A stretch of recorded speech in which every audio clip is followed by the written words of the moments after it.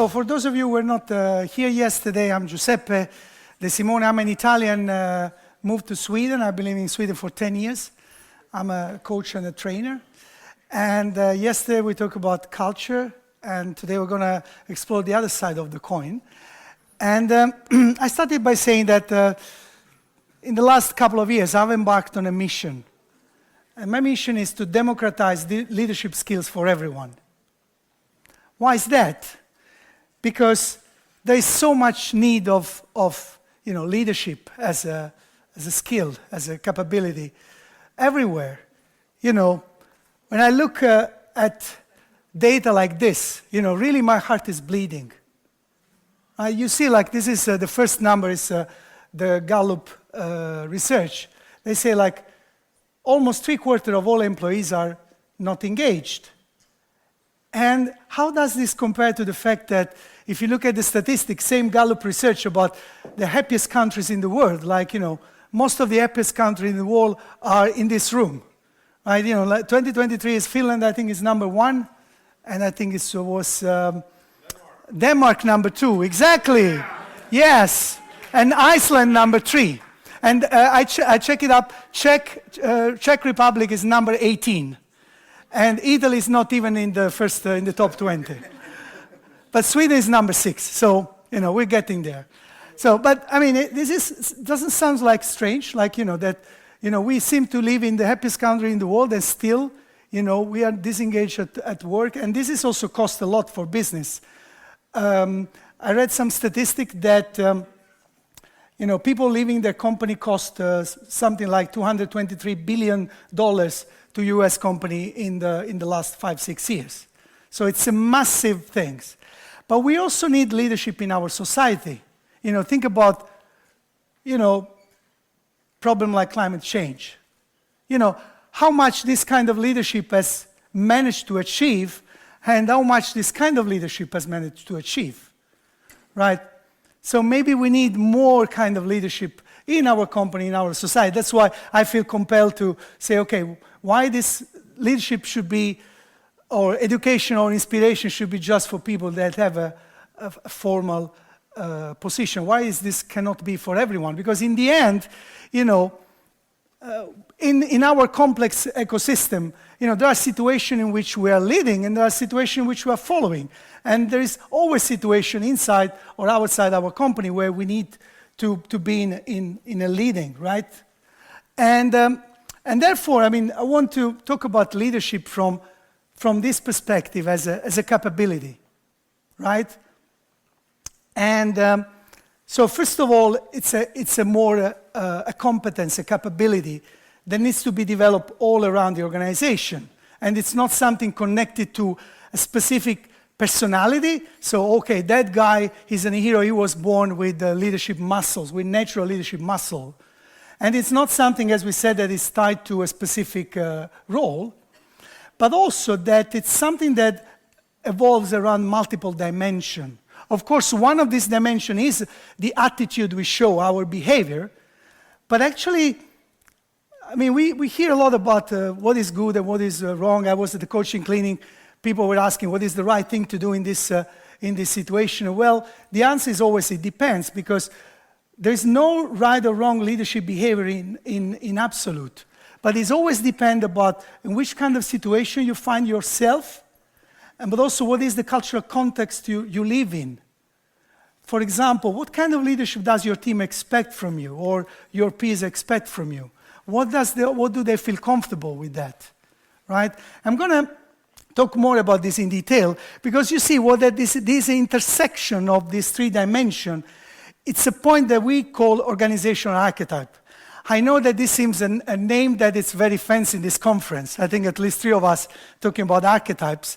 It's actually good that we are taking some inspiration from, Greek philosophy. This was Aristotle talking about archetypes for the first time as, the real model about things, and then what you see around you is just a copy or a mirror of the real things, the archetype. But in this context, it's just a combination of these 2. And you can see this is a space. So ideally, there are an infinite number of possible combinations, right? However, this is not going to help us on anything. So I'm going to show you five or possible archetype or something that we have seen with my colleagues in the last 15 years of our life in many companies, like typical way of combination of leadership or how people organize themselves, things that we have observed, and you can see like snapshots in this space. And what I want to disclose before I start talking about this is that I don't want that in my explanation there is anything that gives the impression that I'm judging or giving more about a grade about this is good, this is bad on this explanation. They are just explained in a sequence, but it's not that the first is bad and the last is good. They can be good or bad or more appropriate or less appropriate in different circumstances. I'm just explaining them, presenting them in a growing level of autonomy, right? So the first thing is called the expert archetype. So this is a situation where the leader, the former leader, is also the technical expert, the functional expert, right? This guy is the one that has all knowledge about the work, and their task is to split the work in smaller chunks that must be assigned to specialists that are working in a specific competency. And this guy can focus on the specialization of their specific task, and then their job is also to report it back to the leader that then has the task to aggregate all the input and then make it up to the whole work, right? And you see the interaction just between the leader and the rest of the people. There is no interaction because no cooperation is necessary in this kind of environment. And what this group of people value as a culture is really like high quality, high specialization, doing what I'm paid to do, right? So this is the one. And then there is this one. It's called like the coordinator archetype. You see, the name of the archetype is about what is kind of a leader is supposed to do or does. So in this, you can think about this archetype as maybe the typical archetype where the leader is the project manager in the traditional project. So the guy is not the technical expert anymore, but still in charge to split the work in multiple chunks, maybe not so small as before, but they are given to maybe a couple of people, right, for them to cooperate and work and report back the result. And you see there is this little lightening here, because in this kind of archetype, since people are kind of forced to start to cooperate with each other, then conflict emerge. And it's not necessarily a bad thing, but in order for people to be comfortable working in this archetype, they should have some kind of skills in conflict management, right? They need to learn how to deal with their conflict, not necessarily to solve them, but at least how to deal with them. And then this kind of the peer archetype.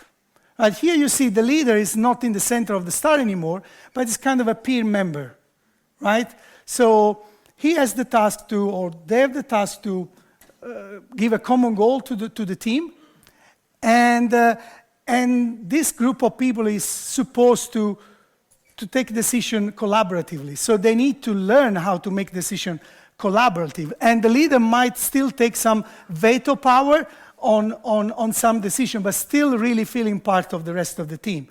As an example, you can think about this archetype as a Scrum team where the leader is the product owner, like as a simplification, okay? And then we talk about the coach archetype. So here the leader is a kind of a coach, right? So he's outside the kind of the operations in a way, and the focus of a leader is really to help the team to become better. And sometimes even to provide a vision about what better might mean. But still this group is more autonomous, they value more collaboration, and also, but to be able to sustain this level of autonomy, they also need to have skill not only of conflict management and collaborative decision making, but also skills of, for example, providing each other constructive feedback. Right? This could be a skill that is necessary to, not mentioning the technical skills, but just what kind of skill they need on this level.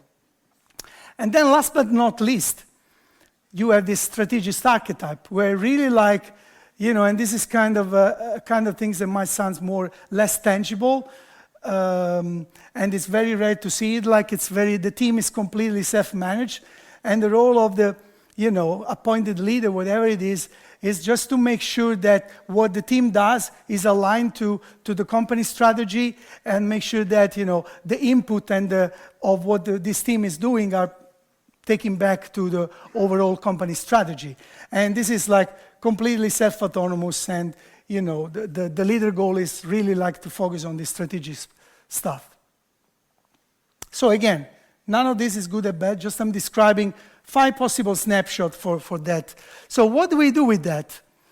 I want you to make a little bit of reflection, because I explain this because I'm going to show you very quickly a small tool that you can use to get an understanding about what is that your team is feeling good at operating, which kind of archetype. So I would like you just to, you don't have to say anything. Look back at your last couple of months, right? And think about a story of success or failure that you had with your team. And try to think back, which kind of archetype do you think your team, whether you were, the leader in that team or not, which kind of archetype do you feel it's more close to how your team was operating at that time? How do you feel?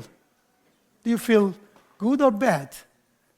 Do you feel it was a story of success or failure? And actually, that's a kind of exercise that we might do with the team to try to understand, what is that they feel good. This is called archetype assessment. Basically, it's about asking people to write stories of success and failure. Write on green the one that they feel are stories of success, and on red the one that are stories of failure, and ask them to map.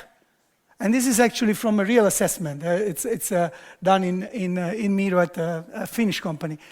And what you can guess out of it, you can probably guess that, probably some people could feel good to work at the coach level, for example, but they don't have so much experience working with that. And, they have a lot of experience working with the coordinator archetype, but many people don't feel good about that.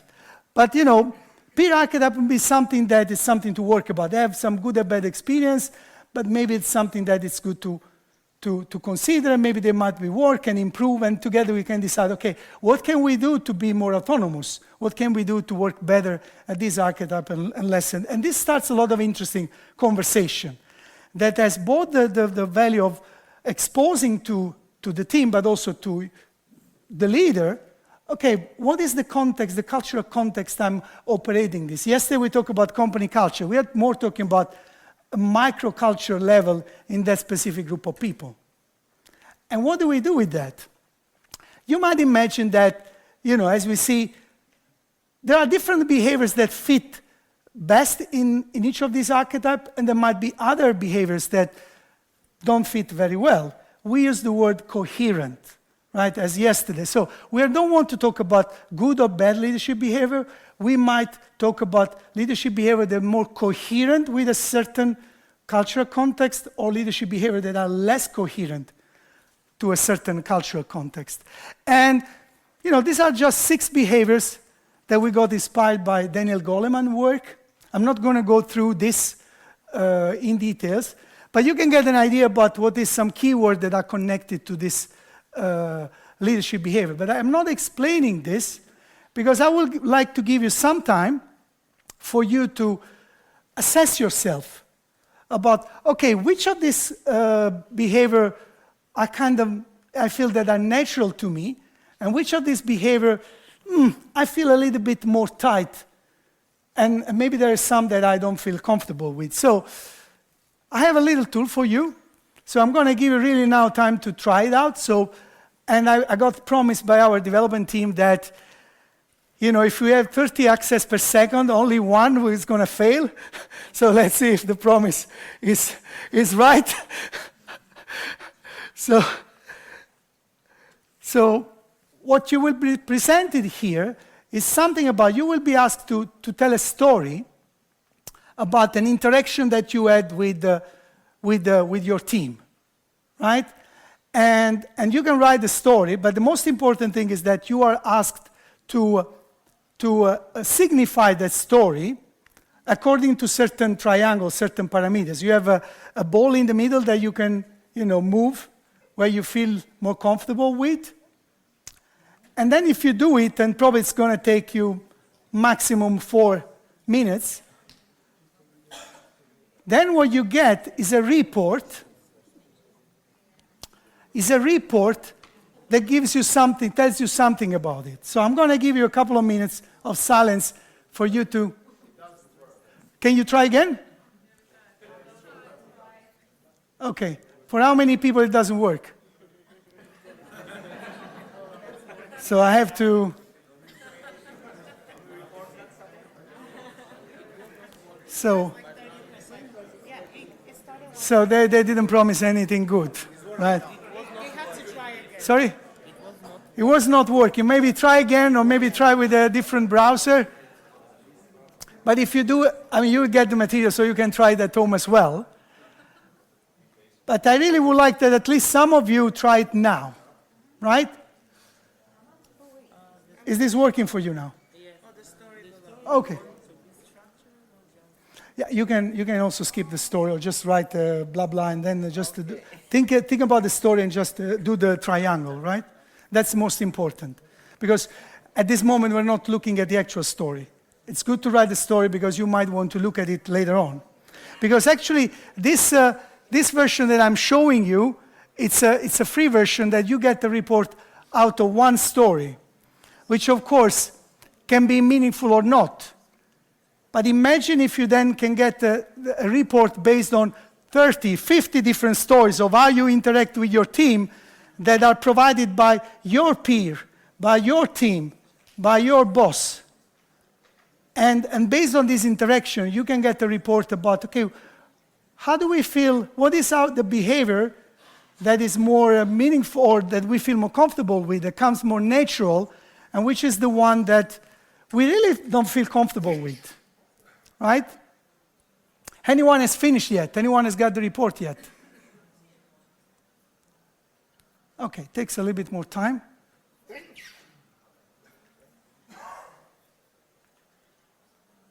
Bless you.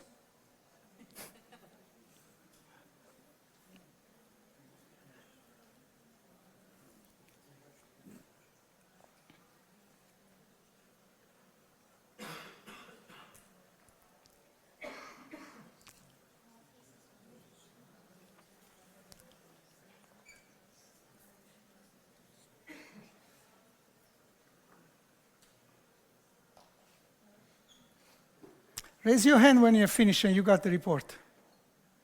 Otherwise, I need to say something else to...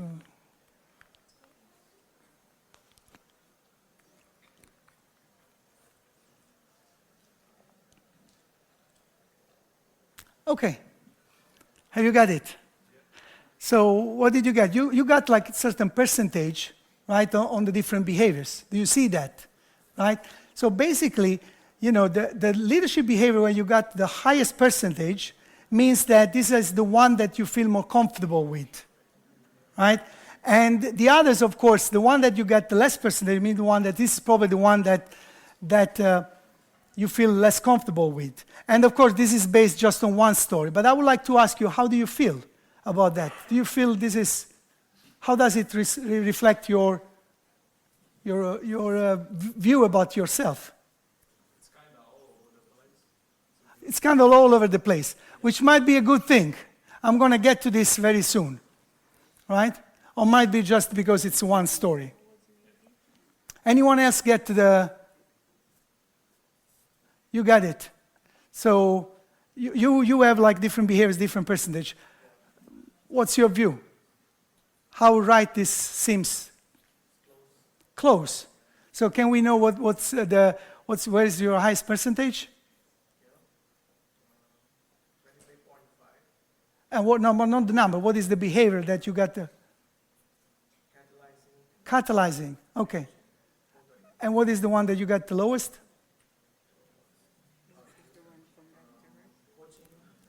Coaching. Okay.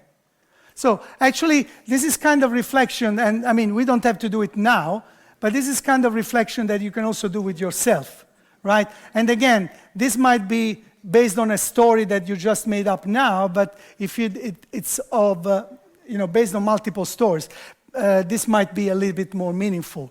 But the whole point that we want to make is that, when we talk about agile leadership, right, and Pete mentioned a little bit about what we mean with being agile leadership. It doesn't mean being a leader in an agile team or an agile organization. But in my view, agile leadership or leadership agility is really about having the ability to make sense of what the situation around you, and based on the circumstances and based on the kind of people you have in front of you, decide what's the most appropriate behavior to use in that specific context. And you see, as you could see also from the report, there are a couple of behavior that you might feel are more coherent with some archetypes, and some others that are more coherent with some other archetypes, right?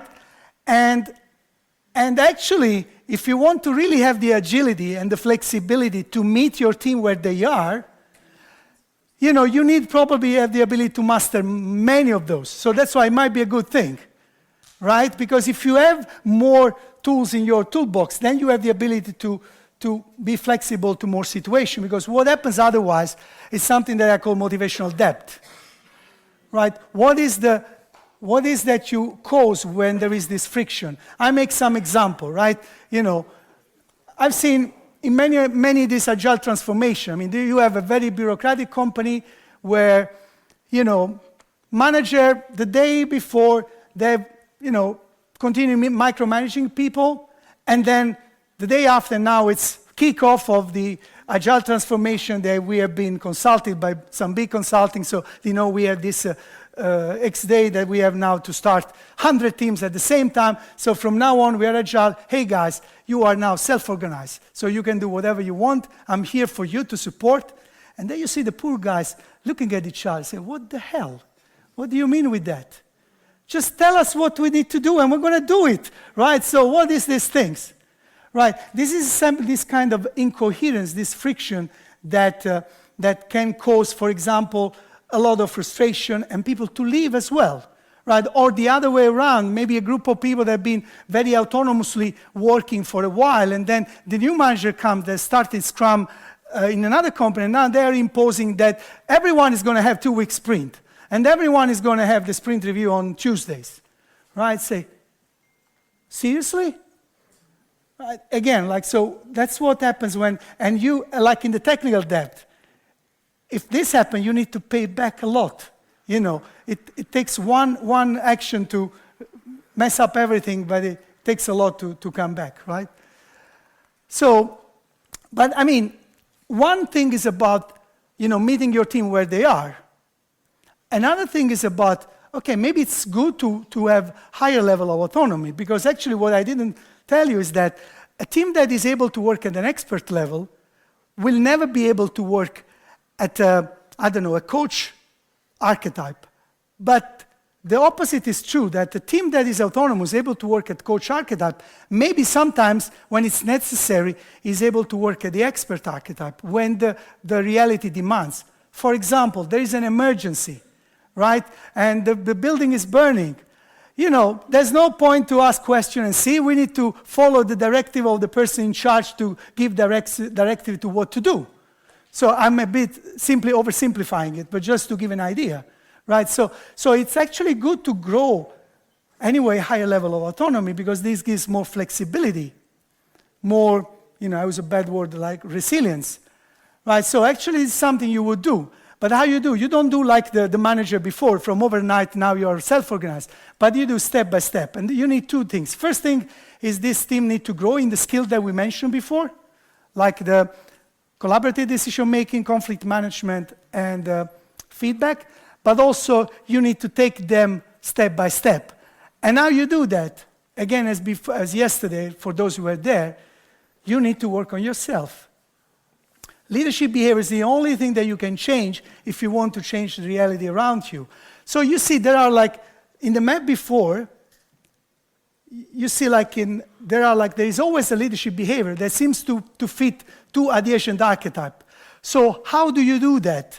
Same as yesterday for the culture. What can we do to have less story like the one that we don't want and more story like the one we want? So what you do is that you use demanding as a continuity link, that is say, so you keep the demanding if you want to move from expert to coordinator so it doesn't feel disruptive. But then you do a little bit less of the directive and maybe a little bit more of the conducting to take people slowly to, higher level of autonomy. That's not sufficient, but it's necessary. There's no way you can change without doing that. And again, the point is that what do you do if you don't if you don't master all this behavior, right? You have very limited capability. You cannot do that. But how do you grow this? I mean, the key is this important competence. Because, leading complex organization, leading the society is not an engineering task. It's a social task. And your emotional intelligence is much more important of your IQ. This is demonstrated over and over again. And what is emotional intelligence? Emotional intelligence is just the ability to use emotions at your service or at the service for good, not against you. Because one secret I want to tell you, it's impossible to get rid of emotion from the workplace. You have to accept this because there is always something, whatever you do is going to impact something else. It's going to create feeling in others, or what the others are doing is going to create feelings in you, sometimes bad, sometimes good. And you need to be aware of this connection, right? By using this competence and these skills from Daniel Goleman about, being able to understand what's going on inside yourself, what's going on around you. And it all goes down to the skill of attention, or you can use the Scrum value focus, like attention to what is happening inside you, attention to what is happening in the person you are interacting to, and attention to what's in the environment. And how you do grow this muscle? How do you grow these skills? I mean, we are just going superficial here, but there are some practical tools that you can use, right? And one very simple tool is journaling. I mean, you can start writing things or taking pictures or recording audio messages about, okay, these things happened today and this caused these things in me. I got very angry, or I started sweating, or my gut feeling was not saying something good to me or good. And or when I said this created this effect on these people. And then after a while, you look at some red thread, and see, okay, why is this happening?